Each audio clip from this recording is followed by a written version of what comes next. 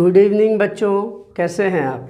आज हम पढ़ेंगे बोर्ड परीक्षा सीरीज 13 जो कि 2020 के सेट 3 का दूसरा पार्ट है।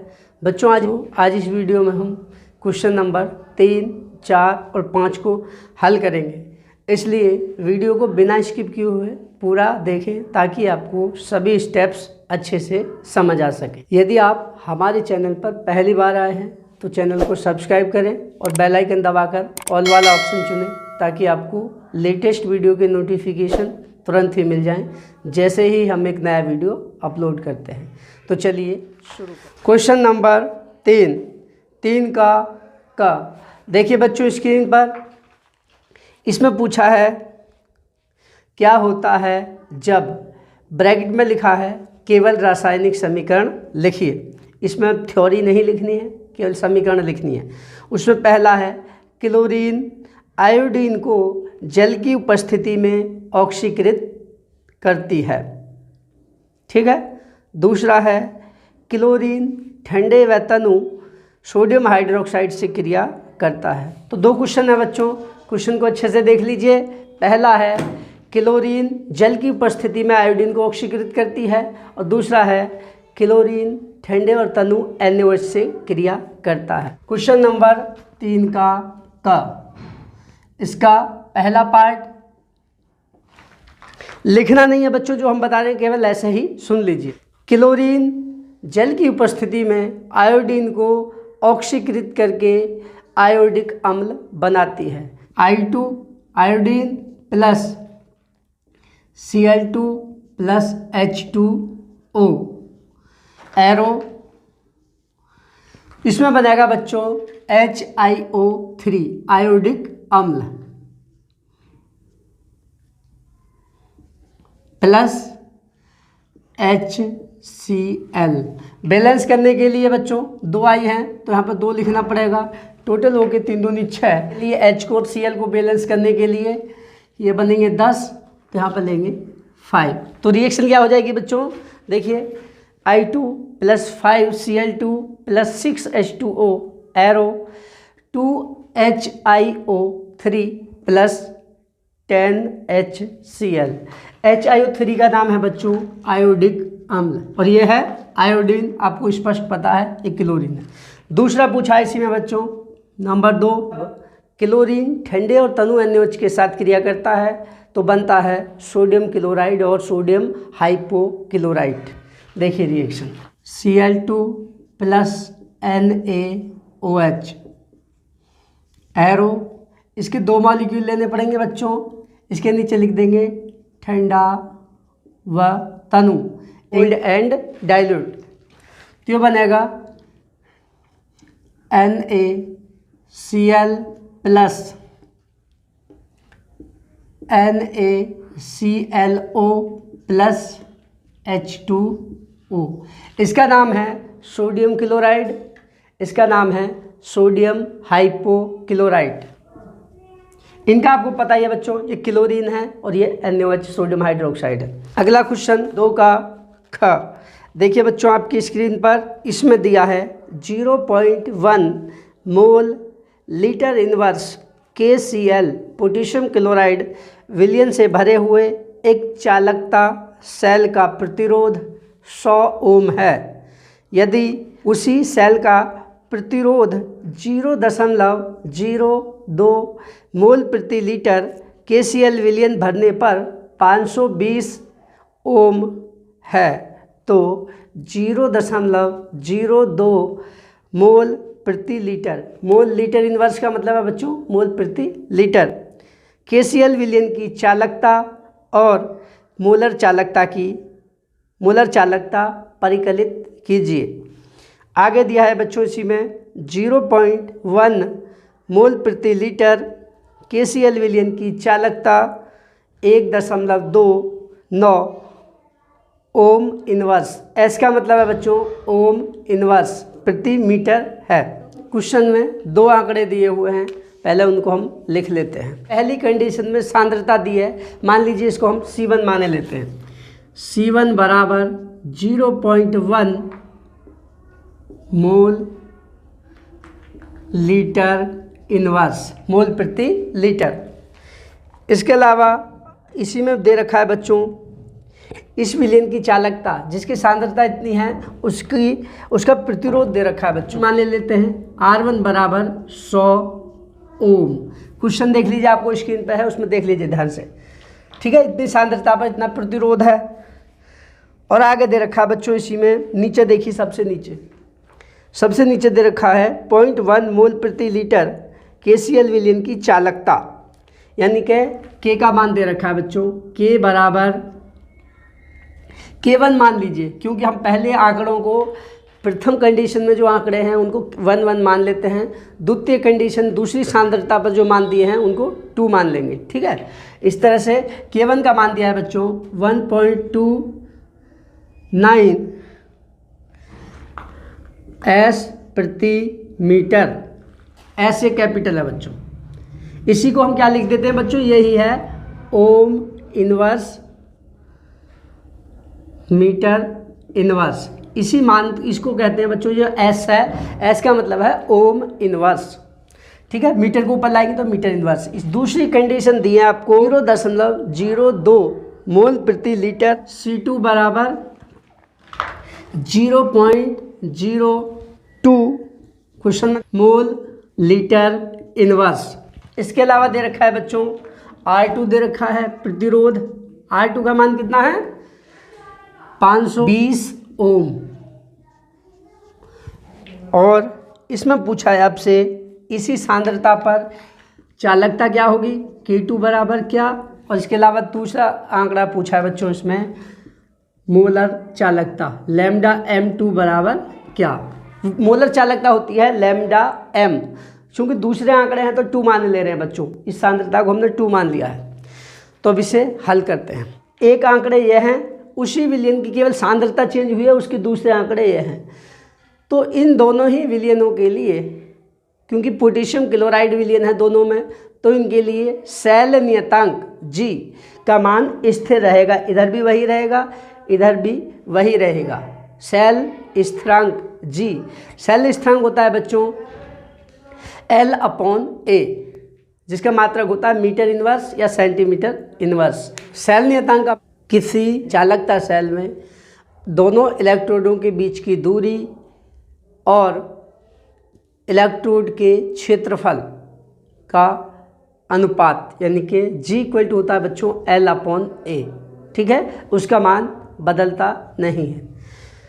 तो पहले हम इन आंकड़ों से, जो फर्स्ट कंडीशन में आंकड़े दिए हैं, इन आंकड़ों की सहायता से हम शैल स्थिरांक G का मान ज्ञात कर लेते हैं।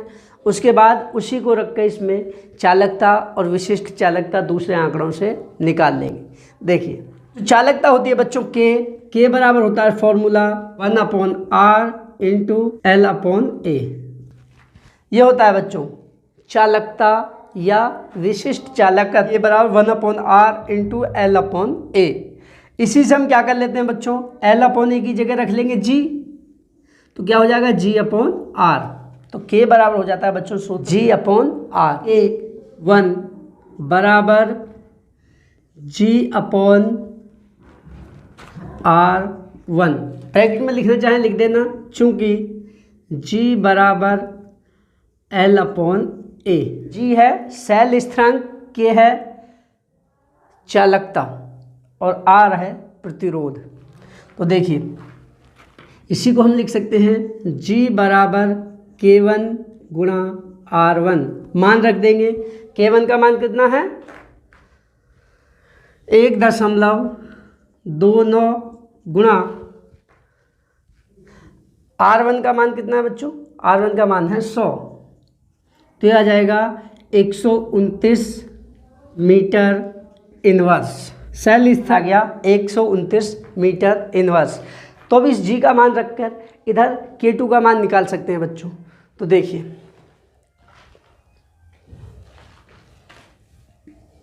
ये हो गया पहले। अब इसका आगे को करते हैं हल। देखिए, C2 दे रखी है इतनी, R2 दे रखा 520 ओम, K2 पूछा है चालकता क्या होगी और मोलर चालकता क्या होगी इस सांद्रता के विलयन की। C है बच्चों सांद्रण या सांद्रता मोल प्रति लीटर में, जो कि मोलरता के बराबर है। चालकता K2 बराबर G/R R2 मान रखेंगे। जी का मान कितना है 129 बटे R2 का मान है 520। इसका भाग देंगे तो ये आ जाएगा निकल के 0.248 S प्रति मीटर, यानी कि ओम इनवर्स मीटर इनवर्स जैसा मात्रा दिया था उसमें। एक तो हो गया बच्चों आपका आंसर ये चालकता 0.2 मोल प्रति लीटर, विलियन की चालकता तो हो गई 0.248 ओम इनवर्स मीटर प्रति मीटर। एक आंसर तो हो गया बच्चों आपका ये। अब पूछी है मोलर चालकता। मोलर चालकता का सूत्र होता है बच्चों लैम्डा m बराबर विशिष्ट चालकता है चालकता बटे C सांद्रण K/C होता है बच्चों। हम दूसरे आंकड़े निकाल रहे हैं तो लैम्डा m2 कर देंगे, इसका K2 बटे C2। C यहाँ पर दिया हुआ है यद्यपि, लेकिन इस सांद्रण को मोल प्रति लीटर के बजाय हमको करना है बच्चों मोल प्रति मीटर घन, आयतन को लीटर से कन्वर्ट करना है। तो यहीं पर कर दे रहे हैं तो आ जाएगा बच्चों आगे इसमें 1000 की गुणा लगा देंगे, जो मोल लीटर इनवर्स है इसी में 1000 की गुणा लगाएंगे तो ये बन जाएगा मोल मीटर की पावर -3, यानी कि 0.02 गुणा 1000 मोल मीटर की घात -3 या मीटर प्रति मोल प्रति मीटर घन। अब ये कैसे 1000 की गुणा लगाई है बच्चों, देखिए कैसे हमने बताया। यहाँ देखिए जल्दी से, 1 लीटर बराबर होता है 1000 ml। 1000 ml को कहते हैं बच्चों हम 1000 cc का मतलब है क्यूब सेंटीमीटर, घन सेंटीमीटर, यानी कि 1000 घन सेंटीमीटर। अब सेंटीमीटर को मीटर में बदलना है तो क्या घन सेंटीमीटर का मतलब है बच्चों सेंटीमीटर गुणा सेंटीमीटर गुणा सेंटीमीटर। तो प्रत्येक के नीचे एक 100 से भाग दे देंगे, प्रत्येक सेंटीमीटर के नीचे 100 से भाग देंगे, वो मीटर में कन्वर्ट हो जाएगा। तो हो जाएगा 1000 गुणा 1/100 मीटर गुणा 1/100 गुणा 1/100। तो 3 0 से 3 0 कट जाएंगे बच्चों, इस तरह से हो जाएगा ये कुल मिला के 1/1000 मीटर घन।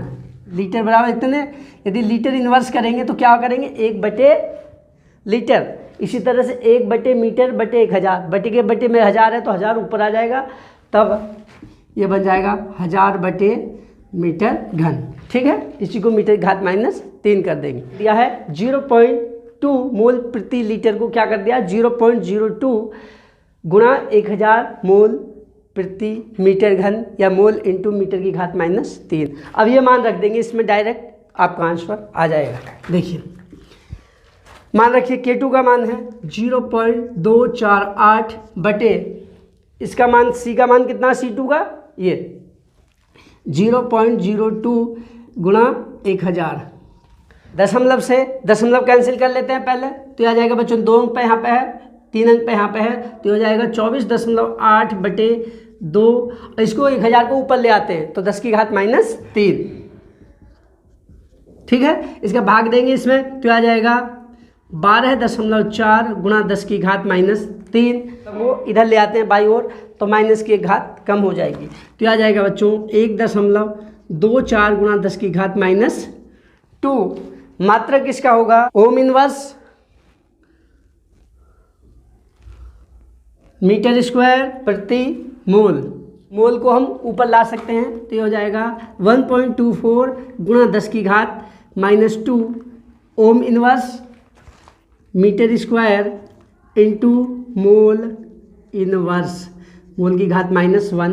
ये हो गया आपकी मोलर चालकता लैम्डा m2। तो इस तरह से बच्चों आपके दोनों आंसर आ जाते हैं। चालकता आ जाएगी 0.248 ओम इनवर्स प्रति मीटर और मोलर चालकता का मान आ जाएगा जिसकी सांद्रता 0.2 मोल प्रति लीटर है, उसकी मोलर चालकता होगी 1.24 गुणा 10 की घात -2 ओम इनवर्स, एस का मतलब ohm inverse metre square into mole inverse. तो बच्चों इसी के साथ ये क्वेश्चन आपका हल हो जाए। देखते हैं बच्चों क्वेश्चन नंबर 3 का ग। स्क्रीन पर देखिए उचित उदाहरणों द्वारा अभिक्रिया की कोटि एवं आणविकता को समझाइए। अभिक्रिया की आणविकता और कोटि पूछिए आपसे। अभिक्रिया की कोटि किसी रासायनिक अभिक्रिया के वेग निर्धारण पद में भाग लेने वाले अभिकारक अणुओं की संख्या को अभिक्रिया की कोटि कहते हैं। अर्थात अभिकारक अणुओं की वह संख्या जिनकी सांद्रता में अभिक्रिया के दौरान मापने योग्य परिवर्तन हो जाता है अभिक्रिया की कोटि कहलाती है। उदाहरण देखिए, H2+Cl2 एरो, ये रिएक्शन होती है बच्चों सनलाइट की प्रेजेंस में, उपस्थिति में, तो बनता है 2HCl। इस अभिक्रिया का वेग ना तो H2 पर निर्भर करता है ना ही Cl2 पर। चाहे दोनों के एक एक अणु लें या दोनों के 100 अणु लें, अभिक्रिया पर कोई प्रभाव नहीं पड़ेगा। अभिक्रिया केवल सूर्य के प्रकाश से इनिशिएट होती है। यदि सूर्य का प्रकाश नहीं है, डार्क है, तो रिएक्शन नहीं होगी, चाहे उनके कितने भी मोल लें। तो बच्चों इस अभिक्रिया की कोटि इन अभिकारकों पर निर्भर नहीं कर रही, इसलिए इसकी हो जाएगी कोटि बराबर 0। और देखते हैं दूसरा उदाहरण, PCl5 एरो PCl3+Cl2। इसकी कोटि जो होगी बच्चों PCl5 के एक अणु पर निर्भर करती है अभिक्रिया का वेग, इसलिए इसकी कोटि हो जाएगी 1। अब कैसे है, यदि इसका वेग समीकरण लिखें, इस अभिक्रिया का वेग देखें तो वो इस तरह से होगा बच्चों, dx/dt बराबर k into active mass H2⁻0 into active mass Cl2⁻0। अर्थात अभिकारक अणुओं के 0 मोल की सांद्रता पर निर्भर करती है, इसलिए 0 कोटि की है। यदि इसका वेग नियम देखेंगे बच्चों तो वो बन जाएगा dx/dt इस अभिक्रिया के लिए बराबर k into active mass PCl5। PCl5 के एक अणु पर निर्भर कर रहा है, इसलिए इसकी कोटि हो गई 1। नेक्स्ट हेडिंग बना लेंगे आणविकता। किसी रासायनिक अभिक्रिया में भाग लेने वाले अभिकारक अणुओं की कुल संख्या को अभिक्रिया की आणविकता कहते हैं। उदाहरण, PCl5 एरो PCl3+Cl2। अभिकारक का एक अणु भाग ले रहा है अभिक्रिया में, तो आणविकता कितनी हो जाएगी बच्चों इसकी 1। दूसरा देखिए उदाहरण, यदि हम लेते हैं CH3COO C2H5+H2O एरो CH3COOH+C2H5OH। अभिकारक का एक अणु एथिल एसीटेट का और एक अणु जल का, टोटल 2 अणु भाग ले रहे हैं अभिकारक के, इसलिए आणविकता हो जाएगी बच्चों 2। इसी तरह से यदि हम देखें SnCl2+2FeCl3 एरो SnCl4+2FeCl2, तो इसमें SnCl2 का एक अणु और फेरिक क्लोराइड के 2 अणु, टोटल 3 अणु भाग ले रहे हैं, तो इसकी आणविकता कितनी हो जाएगी बच्चों 3। इस तरह से रिएक्शन को देखकर हम आणविकता आसानी से ज्ञात कर सकते हैं। इस वाली रिएक्शन को देखें बच्चों, आणविकता के केस में H2 का एक अणु और Cl2 का एक अणु भाग ले रहे हैं अभिक्रिया में, टोटल 1 और 1 2। तो इस अभिक्रिया की कोटि भले ही 0 है, लेकिन इसकी आणविकता बच्चों 2 होगी। नेक्स्ट क्वेश्चन नंबर 3 का घ, देखिए स्क्रीन पर आपके, इसमें पूछा है निम्नलिखित पदों के बीच संबंध स्थापित कीजिए। नंबर 1 नॉर्मलता एवं मोलरता, नंबर 2 मोलरता एवं मोल अंश। क्वेश्चन को ध्यान से देख लीजिए बच्चों, अब इसे हल करते हैं। पहला पार्ट नंबर 1, हेडिंग बना लेंगे नॉर्मलता तथा मोलरता में संबंध। मोलरता होती है बच्चों किसी विलयन के 1 लीटर में उपस्थित विलय के मोलों की संख्या विलयन मोलरता कहलाती है, और नॉर्मलता होती है 1 लीटर विलयन में उपस्थित ग्राम तुल्यांकी भारों की संख्या को विलयन की नॉर्मलता कहते हैं। तो देखिए लिख देंगे मोलरता बराबर, मोलरता को दर्शाते हैं कैपिटल M से। मोलरता बराबर होती है W/M इंटू वी। वी किस में है? लीटर में। W बराबर M बराबर मोलरता बराबर W/mv, जहाँ W विलेय की मात्रा है, स्मॉल m विलेय का अणुभार है और V आयतन है लीटर में। इसको मान लेंगे इक्वेशन फर्स्ट।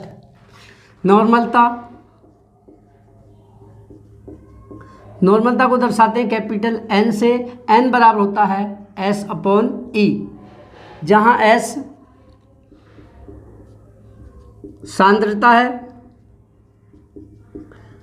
और E तुल्यांकी भार है। E होता है तुल्यांकी भार, परंतु सांद्रता होती है 1 लीटर विलयन में उपस्थित विलेय की ग्रामों में मात्रा, यानी कि S बराबर होती है बच्चों, सांद्रता बराबर होती है W/V, और तुल्यांकी भार होता है किसी भी पदार्थ का तुल्यांकी भार होता है उसका अणुभार बटे अणुभार या परमाणु भार जो भी होगा बटे अम्ल है तो उसकी क्षारकता, क्षार है तो उसकी अम्लीयता, और यदि लवण है तो उसकी धन संयोजकता। और E बराबर होता है बच्चों M/N। इसको मान लेंगे इक्वेशन, इसको इक्वेशन 2 माने ले रहे हैं, इसको इक्वेशन 3 माने ले रहे हैं बच्चों। लिख देंगे जहाँ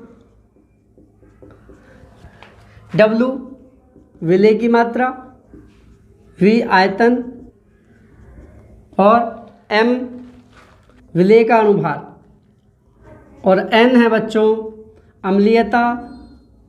यदि क्षार होगा तो उसकी अम्लीयता है, अम्ल है तो उसकी क्षारकता है, और यदि लवण है तो उसकी धन संयोजकता है। ठीक है। E तुल्यांकी भार होता है उसका अणुभार या परमाणु भार बटे N। अम्ल है तो उसकी क्षारकता से भाग देंगे, क्षार है तो उसकी अम्लीयता से भाग देंगे, और या लवण है तो उसकी धन संयोजकता से भाग देने पर तुल्यांकी भार निकलता है। समीकरण 3 से S और E का मान समीकरण 2 में रखने पर तो ये बन जाएगी इक्वेशन। N बराबर हो जाएगा बच्चों आपका, S की जगह क्या लिख देंगे? W/V। E की जगह M/N, स्मॉल m बटे स्मॉल n। n अणुओं की संख्या नहीं है, ये क्षारकता, अम्लीयता, धन संयोजकता है। इस V को नीचे ले आएंगे और इस N को ऊपर ले जाएंगे तो ये बन जाएगा W/mV गुणा N, या N इंटू W/mV। N को शुरू में लिख ले रहे हैं, परंतु इतने का मान देखिए बच्चों, समीकरण 1 से W/mV का मान क्या है? मोलरता के बराबर, परंतु W/mV बराबर M, मोलरता लिख देंगे समीकरण 1 से। तो क्या हो जाएगी आपकी नॉर्मलता? N बराबर हो जाएगा बच्चों, इसकी जगह रख देंगे M, N इंटू M, अर्थात नॉर्मलता बराबर N गुणा मोलरता। मोलरता जहाँ N बराबर है या तो अम्ल की क्षारकता है, क्षार दिया है तो उसकी अम्लीयता, यदि लवण है तो उसकी धन संयोजकता। तो बच्चों यही है नॉर्मलता और मोलरता में संबंध। इंटर कन्वर्जन कर सकते हैं, यदि आपको मोलरता दी है तो उसे नॉर्मलता में हम इस सूत्र की सहायता से बदल सकते हैं। अब इसका दूसरा करते हैं बच्चों क्या का, मोललता और मोल अंश मोल प्रभाज में संबंध। हेडिंग बना लेंगे, मोललता तथा मोल अंश में संबंध। मोललता होती है 1 किलोग्राम विलायक में स्थित विलेय के मोलों की संख्या विलयन की मोललता कहलाती है।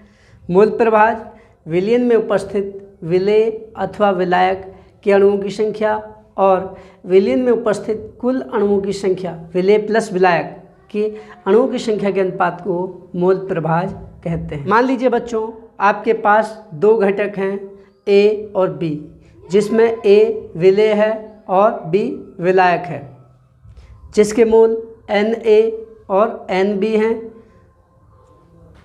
और मोल प्रभाज XA तथा XB होंगे। तब मान लीजिए घटक ए है विलेय, विलेय का मूल प्रभाज निकाल लेते हैं। पहले मूल प्रभाज का सूत्र होता है बच्चों x बराबर small n upon small n plus capital N।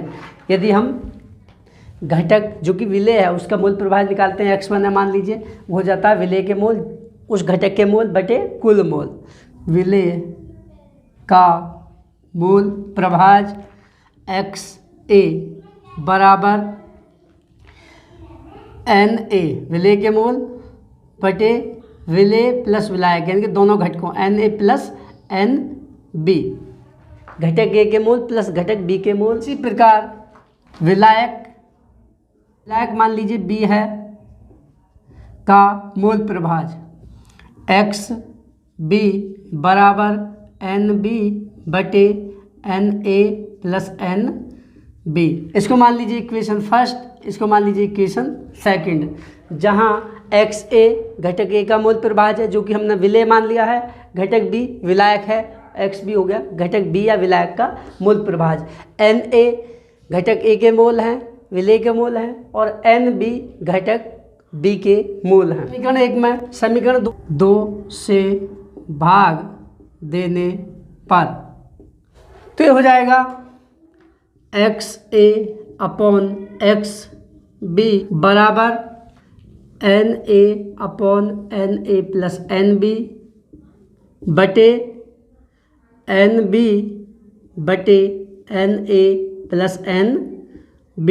इससे बच्चों ये कट जाएंगे आपस में, तो XA बटे XB बराबर हो जाएगा Na अपॉन NB।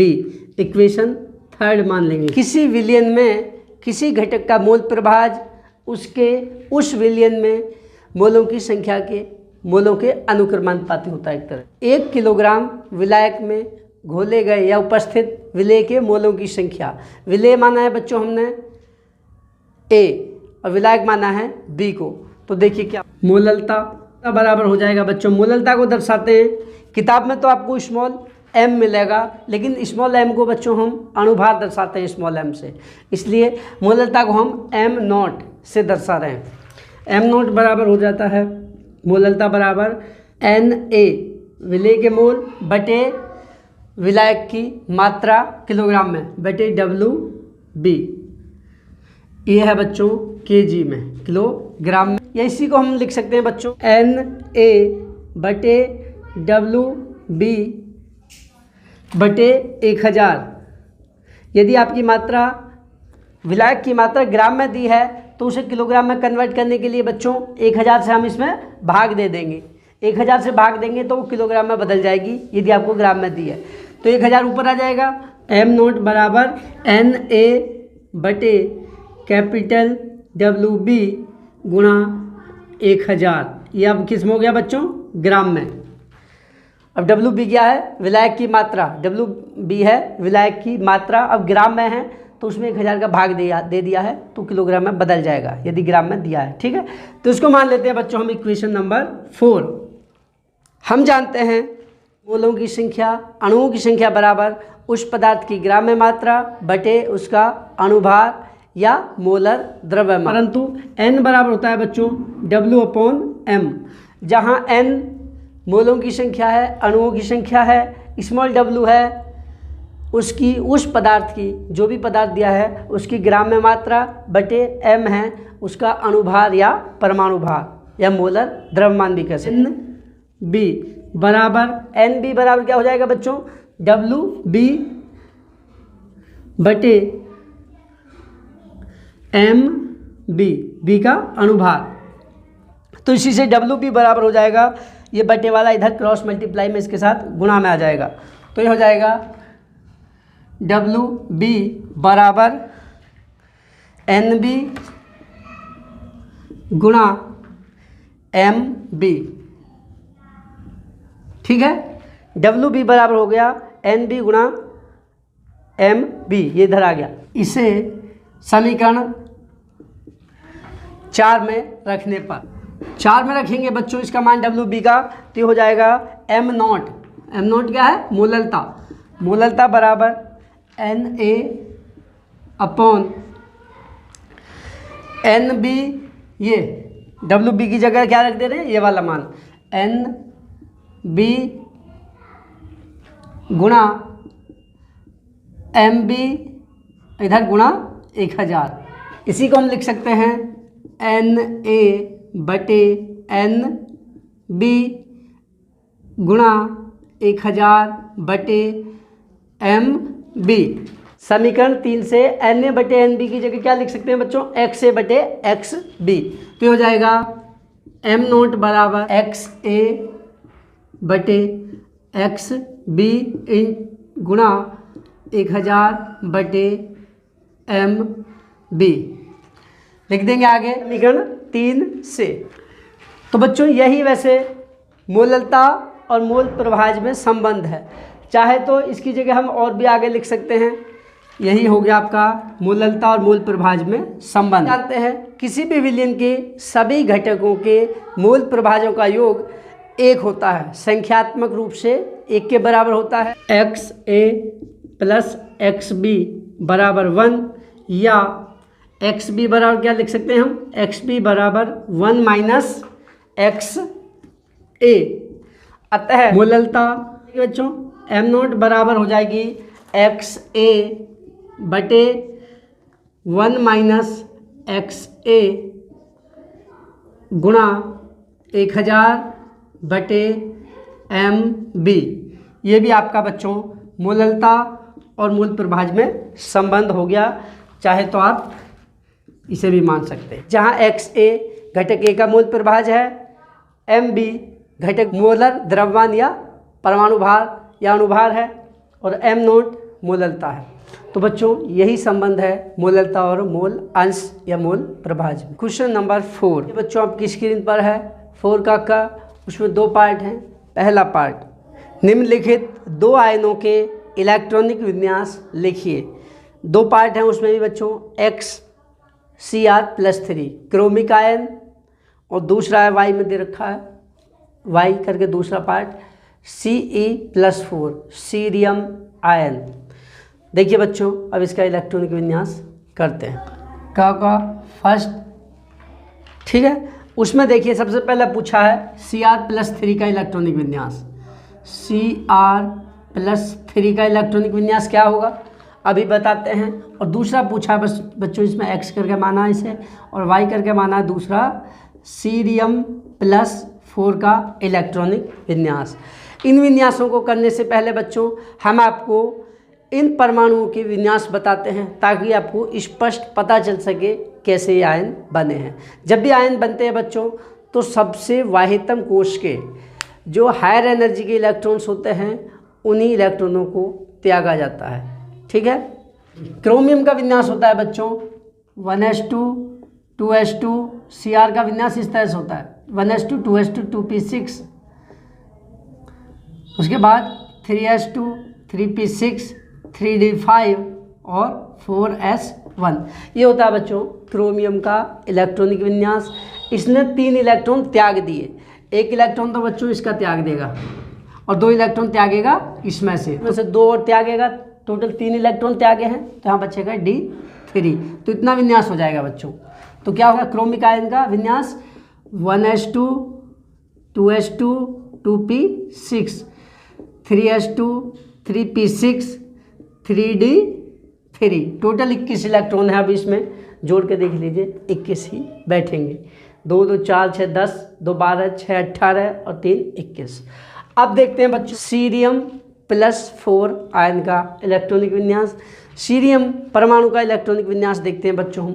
देखिए इस तरह से होता है 2 2 4 6 10 2 12 6 18 10 28 28 2 30 6 36 और 10 46 46 2 48 48 6 54 54 2 56। 2 इलेक्ट्रॉन और बचे हैं बच्चों। सीरियम का परमाणु क्रमांक होता है 58। तो 1 इलेक्ट्रॉन बच्चों इसमें आएगा बाद में और 1 इलेक्ट्रॉन इसमें आएगा।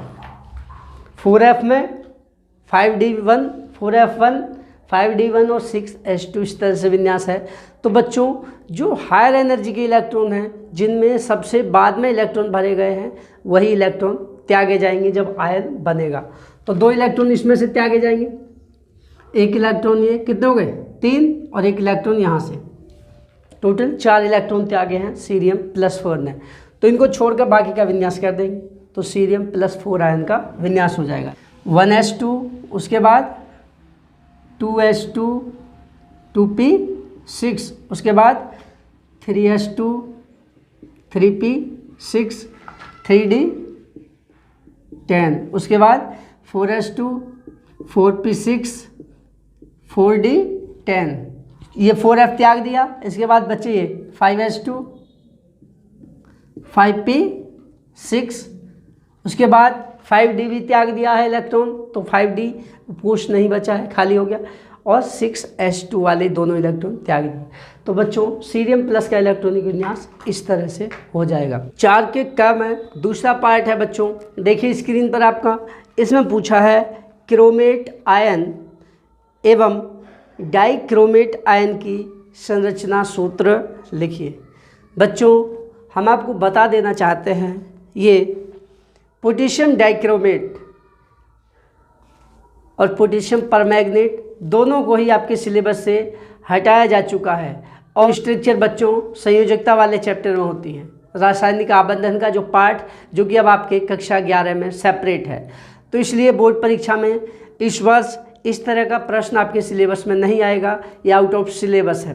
पोटेशियम डाइक्रोमेट आपके सिलेबस में नहीं है, तो उसकी स्ट्रक्चर भी आपसे पूछी नहीं जाएगी, इसलिए हम बच्चों इसे नहीं कराएंगे, क्योंकि ये क्वेश्चन आपका आउट ऑफ सिलेबस है। इसके बाद नेक्स्ट 4 का ख, उसका पहला पार्ट एथिलीन ग्लाइकोल और टरथैलिक अम्ल से डेक्रोन किस प्रकार प्राप्त किया जाता है समझाइए। उसके बाद दूसरा है बेकेलाइट के संश्लेषण के रासायनिक समीकरण लिखिए। तो ख में बच्चों 2 पार्ट है बच्चों, ये दोनों आप पॉलीमर बहुलक वाले चैप्टर से हैं, जो कि कोरोना पैंडेमिक के कारण आपके सिलेबस से हटाया गया है, इसलिए ये क्वेश्चन भी आपके आउट ऑफ सिलेबस हैं, इनको छोड़ देते हैं। इसी में तीसरा पार्ट भी दिया है बच्चों, देखिए पॉली एक्रिलोनाइट्राइल संश्लेषण का रासायनिक समीकरण लिखिए। ये भी बच्चों पॉलीमर बहुलक वाले चैप्टर से है, जो कि आपके सिलेबस में नहीं है, तो इसे छोड़ देंगे। 4 का ग, इसमें पूछा है सिमेटिडीन और रेनिटिडीन और सोडियम हाइड्रोजन कार्बोनेट तथा मैग्नीशियम या एल्यूमिनियम हाइड्रोक्साइड की तुलना में श्रेष्ठ प्रति अम्ल क्यों हैं, कारण दीजिए। मेडिसिन्स दवाइयों से संबंधित है, जो कि आपका एक यूनिट थी दैनिक जीवन में रसायन, उस पूरी यूनिट को आपके सिलेबस से कोरोना पैंडेमिक के कारण हटाया गया है, तो ये भी क्वेश्चन आपका आउट ऑफ सिलेबस है। इस वर्ष आपकी बोर्ड परीक्षा में ये क्वेश्चन नहीं आएगा, इसलिए इसे हम छोड़ देते हैं। नेक्स्ट 4 का घ, देखिए स्क्रीन पर, इसमें पूछा है हीलियम, नियोन तथा आर्गन की उपयोगिता लिखिए। ये क्वेश्चन बच्चों इनर्ट गैस वाले चैप्टर से है, जो कि आपके सिलेबस में है, तो इसे कराते हैं। 4 का पहले हेडिंग बना लेंगे हीलियम की उपयोगिता। हीलियम की उपयोगिता है, हीलियम के उपयोग। हीलियम के मुख्य उपयोग इस प्रकार हैं। नंबर 1, वायुयानों के टायरों में भरने के लिए। नंबर 2, हल्की होने के कारण गुब्बारों में भरने में। नंबर 3, हीलियम तथा ऑक्सीजन का मिश्रण गोताखोरों द्वारा श्वसन के रूप में प्रयुक्त किया जाता है। जो समुद्र में डाइवर्स होते हैं, गोताखोर होते हैं, वो हीलियम और ऑक्सीजन का मिश्रण यूज करते हैं बच्चों, ताकि उनकी बॉडी में नाइट्रोजन के कारण N2 के कारण टॉक्सिसिटी क्रिएट ना हो। इसके बाद नेक्स्ट नियोन के उपयोग। नियोन के मुख्य उपयोग इस प्रकार हैं। नंबर 1, हवाई पट्टियों पर वायुयानों को सिग्नल देने वाले संकेतक लैंपों में नियोन का उपयोग किया जाता है, क्योंकि नियोन के लाल रंग के प्रकाश में कोहरे और बादलों को बेधने की क्षमता पाई जाती है। तो एयरपोर्ट्स पर नियोन लैंपों के द्वारा हवाई जहाज़ों को बच्चों सिग्नल दिए जाते हैं। पहला उपयोग ये है। दूसरा, रंगीन बल्बों एवं सजावटी बल्बों में नियोन का उपयोग किया जाता है। इसके अलावा निष्क्रिय वातावरण, तीसरा पॉइंट, निष्क्रिय वातावरण उत्पन्न करने में। अब हेडिंग बनाएंगे बच्चों आर्गन की उपयोगिता। आर्गन के मुख्य उपयोग इस प्रकार हैं। नंबर 1, विद्युत बल्बों में आर्गन का उपयोग किया जाता है। नंबर 2, निष्क्रिय वातावरण उत्पन्न करने में। और नंबर 3, निर्वात, लैंपों एवं विसर्जन नलिका में आर्गन का उपयोग किया जाता है। तो बच्चों इसी के साथ 4 का घ कंप्लीट हो जाता है। क्वेश्चन नंबर 5 का क, इसमें 2 पार्ट हैं बच्चों। पहला पार्ट देखिए क, उसका पहला पार्ट, निम्नलिखित उप सह संयोजन यौगिकों के IUPAC नाम लिखिए। 2 दिए हैं बच्चों, एक्स में दिया है K3CrC2O4 का होल थ्राइस, और दूसरा दिया है CONH3 का होल 5 CO3, उसके बाहर ब्रैकेट के बाहर Cl। तो देखिए बच्चों इनके IUPAC नाम लिखते हैं। पहला है K3CrC2O4 का होल थ्राइस, और दूसरा है CONH3 का होल 5, इधर CO3 फिर ब्रैकेट के बाहर Cl। IUPAC नाम लिखते समय बच्चों एक चीज़ का ध्यान रखना होता है, ऋणायन का नाम बाद में लिखते हैं, धनायन का नाम पहले लिखते हैं। ठीक है, यदि जटिल आयन ऋणायन है तो उसमें केंद्रीय धातु परमाणु के लैटिन नाम के सफिक्स में ATE जोड़ते हैं, ये ध्यान रखना है। और केंद्रीय धातु परमाणु से पहले लिगेंडों के नाम लिखे जाते हैं। इसमें आपको स्पष्ट दिख रहा है, इस ब्रैकेट के बड़े वाले ब्रैकेट के बाहर पोटेशियम दिख रहा है।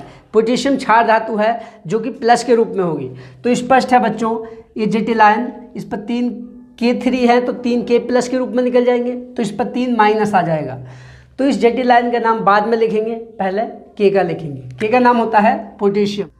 उसके बाद इस जटिल आयन में भी पहले लिगेंडों का नाम लिखेंगे। लिगेंड है C2O4, IUPAC में ऑक्सलेटो, कितने टोटल 3 को लिखेंगे ट्राई ऑक्सलेटो। ठीक है, इसके नाम हो गए ट्राई ऑक्सलेटो। उसके बाद केंद्रीय धातु परमाणु है क्रोमियम। क्रोमियम के सफिक्स में, चूंकि जटिल आयन ऋणायन है, सफिक्स में ATE जोड़ेंगे तो क्या हो जाएगा क्रोमेट। उसके बाद ब्रैकेट में इसकी ऑक्सीकरण संख्या, पोटेशियम के 3 हैं तो 3 एकम 3, पोटेशियम में 1 प्लस होता है, प्लस के 3 हो गए। C2O4 -2 होता है तो 3 दूनी 6, माइनस के 6 और प्लस के 3 बचेंगे, माइनस के 3 दूसरी तरफ ले जाएंगे तो +3। क्रोमियम की ऑक्सीकरण संख्या +3 आ जाएगी बच्चों, तो लिख देंगे क्रोमेट थर्ड। इसका IUPAC नाम हो गया पोटेशियम ट्राईऑक्सलेटो क्रोमेट थर्ड। नेक्स्ट है, इसमें आपको दिख रहा है बच्चों बड़े ब्रैकेट के बाहर Cl है, हैलोजन है। Cl हमेशा माइनस के रूप में रहती है, Cl माइनस, तो इस पर धनावेश हो जाएगा, ये माइनस है तो यहाँ पर +1 हो जाएगा। ठीक है, तो पहले जटिल आयन का नाम लिखेंगे। इसमें भी लिगेंड हैं 2 तरह के, यह है एमीन, A से स्टार्ट हो रहा, CO3 को बोलते हैं कार्बोनेटो, ये C से है, पहले A आएगा। कितने एमीन के 5, तो लिखेंगे पेंटा एमीन, AMMINE, पेंटा एमीन। उसके बाद CO3 कार्बोनेटो, कार्बोनेटो हो गया। ठीक है, उसके बाद कोबाल्ट, चूंकि जटिल आयन धनायन है इसलिए इसका सिंपल नाम लिखा जाएगा केंद्रीय धातु का, तो कोबाल्ट लिख देंगे। उसके बाद इसकी ऑक्सीकरण संख्या देखते हैं, NH3 उदासीन लिगेंड है, इस पर कोई आवेश नहीं होता है। CO3 कार्बोनेट होता है बच्चों, CO3 माइनस के रूप में, तो 2 माइनस, 1 Cl का माइनस, टोटल 3 माइनस, दूसरी तरफ जाएंगे तो प्लस के 3, यानी कि कोबाल्ट की ऑक्सीकरण संख्या निकल के आएगी इसमें +3, तो ब्रैकेट में लिख देंगे कोबाल्ट थर्ड। उसके बाद Cl का नाम, ये माइनस है तो इसका सिंपल नाम लिख देंगे क्लोराइड, तो इसका IUPAC नाम हो गया बच्चों penta ammine carbonato cobalt third chloride. IUPAC नामों के बारे में विस्तार से यदि आप जानना चाहते हैं, यदि आपने हमारी पिछली वीडियो नहीं पढ़ी है उस समय, तो हम आपको लिंक देंगे इस वीडियो की डिस्क्रिप्शन में, वहाँ से आप चेक कर लीजिए, आपको अच्छे से IUPAC समझ आ जाएगी। 5 के का दूसरा पार्ट देखिए स्क्रीन पर, इसमें पूछा है बच्चों FeNH3 का होल ट्वाइस Cn का होल 4 के ज्यामितीय समावयवी संरचनाएं लिखिए। देखिए क्वेश्चन ये पूछा है बच्चों, इसकी ज्यामितीय समावयवी पूछे, उनकी स्ट्रक्चर पूछिए। ज्यामितीय समावयवता होती है सिस और ट्रांस, समपक्ष और विपक्ष समावयवता होती है। यद्यपि बच्चों जटिल यौगिक या उपसहसंयोजक यौगिकों की समावयवता को कोरोना पैंडेमिक के कारण आपके सिलेबस से हटाया जा चुका है। इस तरह का प्रश्न आपके सिलेबस में नहीं है इस वर्ष, लेकिन हम बताए दे रहे हैं किस तरह से होता है। चूँकि 6 लिगेंड हैं तो इसकी ऑक्टाहेड्रल स्ट्रक्चर होगी। ज्यामितीय समावयवी ब्रैकेट लगा देते हैं, ठीक है। इसके बाहर माइनस, चूँकि माइनस है इस पर। तो देखिए बच्चों, पहले लेते हैं हम सिस। ये NH3 2 है, चूँकि CN तो 4 हैं, NH3 2 हैं, तो NH3 जो लिगेंड हैं अमोनिया, अमोनियम लिगेंड NH3, ये सिस और ट्रांसपोजिशन पर होंगे, समपक्ष और विपक्ष। पहले समपक्ष ले लेते हैं। तो NH3 एक यहाँ पर होगा, एक NH3 इधर होगा, यहाँ पर CN CN CN और NC इस तरह से होंगे बच्चों। चाहे तो आप इन्हें ऐसे भी मिला सकते हैं, ठीक है। तो ये तो हो गया आपका समपक्ष यानी कि सिस फॉर्म हो गया। इसी तरह का दूसरा होगा ट्रांस। देखिए उसकी स्ट्रक्चर कैसी होगी। यहाँ पर रहेगा NH3 और एक NH3 यहाँ पर आपके विपक्ष में आ जाएंगे, एक दूसरे के अपोजिट। NH3 और NH3, यहाँ पर CN होगा, यहाँ पर भी CN होगा, यहाँ पर CN होगा, NC भी लिख सकते हैं चाहे तो इसे, ठीक है। और एक CN इधर होगा। इस तरह से बच्चों ये हो जाएगा ट्रांस, एक दूसरे के विपरीत, विपक्ष। तो ये दोनों समावयवी हैं बच्चों इस स्ट्रक्चर। यद्यपि आपके सिलेबस में नहीं है, हमने आपको बता दिया। 5 का ख आपकी स्क्रीन पर है। इसमें भी 2 पार्ट दिए हैं बच्चों, नंबर 1 और नंबर 2। 5 के ख का फर्स्ट देखिए आपकी स्क्रीन पर, कारण बताते हुए निम्नलिखित की क्षारकता का बढ़ता हुआ क्रम लिखिए। कुछ दे रखे नीचे बच्चों, अमोनिया NH3, उसके बाद ट्राईमेथिल एमीन CH3 का होल थ्राइस N, यह है ट्राईमेथिल एमीन। उसके आगे CH3NH2 मेथिल एमीन, उसके आगे दे रखा है बच्चों CH3 का whole twice NH dimethyl amine. क्षारकता बढ़ने का क्रम, क्षारकता बढ़ने का क्रम बच्चों इस तरह से है। सबसे कम क्षारकता होगी अमोनिया की, अमोनिया से ज़्यादा होगी क्षारकता ट्राईमेथिल एमीन की, उससे भी ज़्यादा होगी मेथिलेमीन की, और उससे भी ज़्यादा होगी डाईमेथिल एमीन की। जो क्रम आपको दिया है बच्चों वो क्षारकता के बढ़ने के क्रम में ही आपको दिए हुए थे। सबसे कम अमोनिया, उससे ज़्यादा ट्राईमेथिलेमीन, उससे ज़्यादा मेथिलेमीन और उससे भी ज़्यादा डाईमेथिल एमीन। क्षारकता नाइट्रोजन परमाणु पर उपस्थित एकांकी इलेक्ट्रॉन युग्म की प्राप्यता या उपलब्धता पर निर्भर करता है।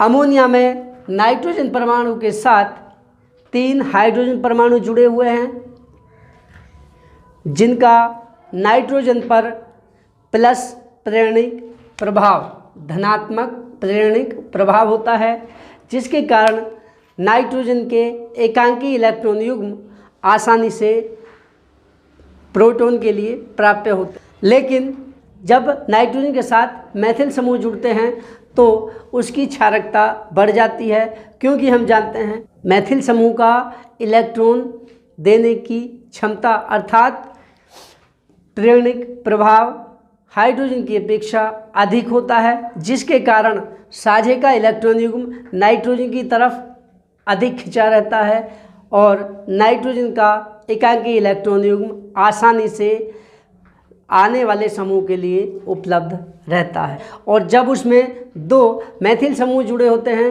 तो उनका धनात्मक प्रेरणिक प्रभाव यानी कि इलेक्ट्रॉन देने का क्रम नाइट्रोजन की तरफ बढ़ जाता है, जिसके कारण डाईमेथिल एमीन की क्षारकता और भी बढ़ जाती है।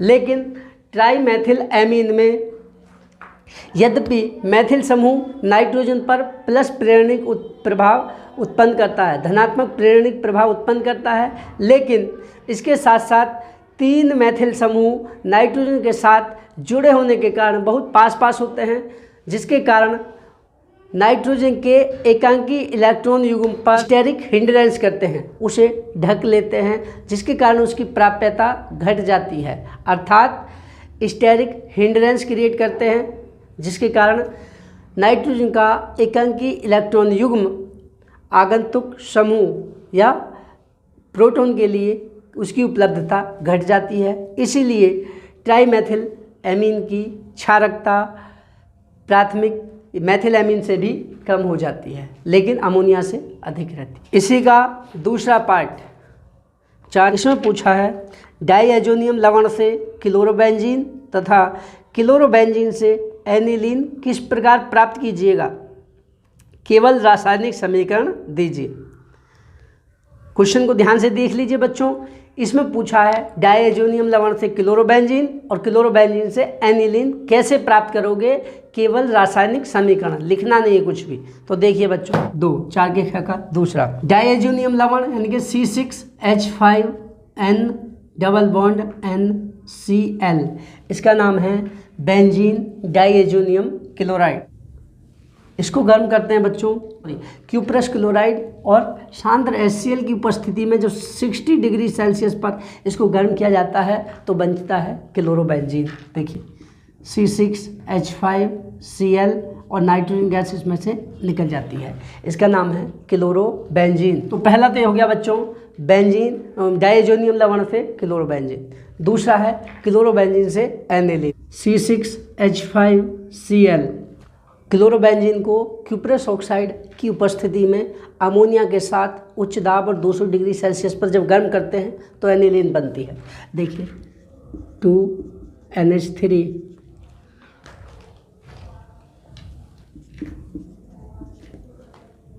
क्यूप्रस ऑक्साइड और यहाँ पर लेंगे 200 डिग्री सेल्सियस ताप और हाई प्रेशर, उच्च दाब हाई प्रेशर, तो ये बनेगा C6H5NH2 plus CuCl plus H2O।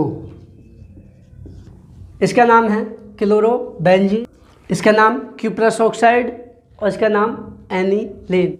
तो इस तरह से बच्चों का दूसरा पार्ट भी कंप्लीट हो जाता है। डाईएजोनियम लवण से क्लोरोबेंजीन और क्लोरोबेंजीन से एनिलीन का निर्माण। देखिए बच्चों स्क्रीन पर आपका नंबर 5 का ग, निम्नलिखित पर संक्षिप्त टिप्पणी लिखिए। नंबर 1 वैद्युत कण संचरण, दूसरा टिंडल प्रभाव, तीसरा अपोहन और चौथा ब्राउनी गति। क्वेश्चन को अच्छे से देख लीजिए। विद्युत कण संचरण इलेक्ट्रोफोरेसिस, तो हेडिंग बना लेंगे। कोलाइडी कणों पर एक निश्चित धनावेश या ऋणावेश पाया जाता है। जब कोलाइडी विलयन को एक यू आकार की कांच की नली में लेकर 2 इलेक्ट्रोडों के बीच विद्युत धारा प्रवाहित की जाती है तो कोलाइडी कण विपरीत आवेश वाले इलेक्ट्रोड की ओर गति करने लगते हैं। कोलाइडी कणों की विद्युत के प्रभाव से होने वाली इस गति को ही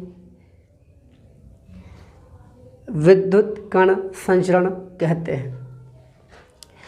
धनावेशित कोलाइडी कण ऋणावेशित इलेक्ट्रोड की ओर गति करते हैं, इसे धन कण संचरण कहते हैं। और ऋणावेशित कोलाइडी विलयन या कोलाइडी कण धनावेशित इलेक्ट्रोड की ओर गति करते हैं, इसे ऋण कण संचरण कहते हैं। इसके बाद बच्चों इस चित्र को बना लेंगे, देख लीजिए। यू आकार की नली है, प्लेटिनम के इलेक्ट्रोड हैं, तो इसमें मान लीजिए फेरिक हाइड्रोक्साइड का धनावेशित कोलाइडी विलयन लिया है, तो गति कोलाइडी कण इधर की तरफ गति करेंगे, इस इलेक्ट्रोड पर जाकर अवक्षेपित हो जाएंगे। ठीक है, तो ऐसे गति करेंगे। यह है विद्युत कण संचरण, जो कि हमने आपको धन कण संचरण का चित्र दिखाया है। दूसरा पूछा है टिंडल प्रभाव। जब अंधेरे कमरे में प्रकाश की किरण पड़ती है तो प्रकाश के मार्ग में पड़ने वाले धूल के कण चमकने लगते हैं। ठीक इसी प्रकार जब प्रकाश की किरण कोलाइडी विलयन पर केंद्रित की जाती है तो कोलाइडी विलयन में प्रकाश मार्ग दिखाई देने लगता है। कोलाइडी कणों द्वारा प्रकाश के प्रकीर्णन से प्रकाश मार्ग एक प्रदीप्त शंकु के रूप में दिखाई देता है, जिस पे नीले रंग का आभास होता है। इसे टिंडल शंकु कहते हैं। इस प्रभाव को टिंडल प्रभाव कहते हैं। इसके बाद नेक्स्ट टॉपिक है, इसी में बच्चों तीसरा पूछा है अपोहन। जब कोलाइडी विलयन बनाया जाता है तो उसमें छोटी छोटी आयनिक अशुद्धियाँ पाई जाती हैं। कोलाइडी विलयन से इन छोटी छोटी आयनिक अशुद्धियों को दूर करने की प्रक्रिया ही अपोहन कहलाती है। इसके लिए अशुद्ध कोलाइडी विलयन को एक पार्चमेंट की थैली में भरकर उसे बांधकर जल से भरी एक टंकी में लटका देते हैं। छोटी होने के कारण आयनिक अशुद्धियाँ उस पार्चमेंट की थैली से बाहर निकल जाती हैं, जबकि कोलाइडी कण आकार में बड़े होने के कारण थैली से बाहर नहीं निकल पाते हैं। इस प्रकार हमें शुद्ध कोलाइडी विलयन प्राप्त हो जाता है। इसी को अपोहन कहते हैं। अपोहन की दर को बढ़ाने के लिए अपोहन विद्युत क्षेत्र की उपस्थिति में किया जाता है, जिसे विद्युत अपोहन कहते हैं। इंग्लिश में बच्चों अपोहन को ही कहते हैं हम डायलिसिस। देखिए इसका चित्र बनाना है। इसके बाद कोलाइडी कण और ये है छोटी छोटी जो बाहर निकल रही हैं आयनिक अशुद्धियाँ, अपोहन। तो बच्चों ये चित्र बना लेना है। इस तरह से आपको इसको थैली को इसमें बांध के लटका रखा है एक हुक की सहायता से जल से भरी टैंक में। इसमें इधर से पानी आएगा, उधर से निकलेगा, तो पानी के साथ अशुद्धियाँ बह जाएंगी। इसके बाद नेक्स्ट टॉपिक है बच्चों इसी में ब्राउनी गति। कोलाइडी विलयन का निरीक्षण अति सूक्ष्मदर्शी द्वारा करने पर कोलाइडी कण सदैव आगे पीछे टेढ़े मेढ़े पथ पर गति करते हुए दिखाई देते हैं। कोलाइडी कणों की इस टेढ़ी मेढ़ी गति को ही, टेढ़ी मेढ़ी मतलब जिगजैग गति को ही ब्राउनी गति कहते हैं, क्योंकि इस गति की खोज सर्वप्रथम रॉबर्ट ब्राउन ने की थी। इसके बाद इसका चित्र बना लेना है ब्राउनी गति का बच्चों। मान लीजिए यहाँ से स्टार्ट होती है, इस तरह से ऐसे जाएगा, उसके बाद फिर ऐसे, फिर ऐसे, उसके बाद यहाँ से ऐसे मुड़ेगा, फिर इधर, उसके बाद इधर, ऐसे। इस तरह से टेढ़ी मेढ़ी गति होगी, ये ब्राउनी गति है। ठीक है। ब्राउनी गति के कारण पर 1863 में वीनर ने अपने विचार प्रस्तुत किए। उनके अनुसार ब्राउनी गति कोलाइडी कणों के परिक्षेपण माध्यम के अणुओं से टकराने के फलस्वरूप उत्पन्न होती है। तो बच्चों इसी के साथ क्वेश्चन नंबर 4 का कंप्लीट हो जाता है। ये चित्र आपको बना लेने हैं। यह है विद्युत कण संचरण में, यह है अपोहन वाला और यह है ब्राउनी गति। वीडियो को पॉज करके देख लीजिए अच्छे से, चित्र आपको बना लेना है। इसके बाद नेक्स्ट क्वेश्चन 5 का घ देखिए आपकी स्क्रीन पर है। इसमें पूछा है बच्चों, निम्नलिखित धातुओं के मुख्य अयस्कों को उनके सूत्रों सहित लिखिए। पहला एल्यूमिनियम, दूसरा आयरन Fe, तीसरा कॉपर, चौथा जिंक। बच्चों ये क्वेश्चन 5 का घ धातु कर्म या अयस्कों के निष्कर्षण वाले चैप्टर से है, जो कि कोरोना पैंडेमिक के कारण आपके सिलेबस से हटाया गया है। ये यूनिट संख्या 3 है बच्चों। ठीक है, तो ये भी आपके सिलेबस में नहीं है, इसलिए आउट ऑफ सिलेबस होने के कारण इस क्वेश्चन को हम छोड़ देते हैं। तो बच्चों यही क्वेश्चन थे आज जो हमें हल कराने थे। आशा करता हूँ बच्चों ये सभी क्वेश्चंस आपको अच्छे से समझ आ गए होंगे। यदि समझ आ गए हैं तो लाइक करके अपना रेस्पॉन्स अवश्य दें बच्चों, और यदि समझ नहीं आए हैं तो कमेंट करके अपनी उस समस्या को पूछें, हम आपको अवश्य बताएंगे। तो बच्चों आज के लिए इतना ही पर्याप्त है। कल फिर एक नई वीडियो के साथ मिलते हैं, तब तक के लिए थैंक यू।